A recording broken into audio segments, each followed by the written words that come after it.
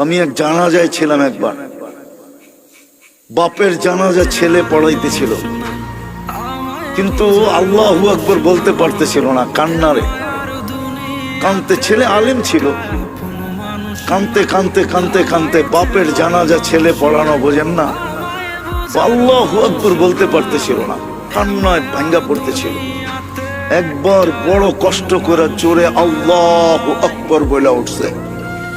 জানাজা শেষ, আমার মন বলতেছিল যেন বাবা মাফ হয়ে গেছে। আমি সাথীদেরকে বলতেছিলাম যে আমি জানি না, আমার মন বলে এই বাবাকে আল্লাহ শাস্তি দিবে না। ছেলে আলেম, কলিজার টুকরা নিয়ে গেছে, ঠিক না? বাপ কি কলিজার টুকরা না? মাথার তাজ না? চোখের মণি না? আজকে সমাজে নাও হইতে পারে, কিন্তু একদিন তো বাপ এটাই ছিল, ঠিক না?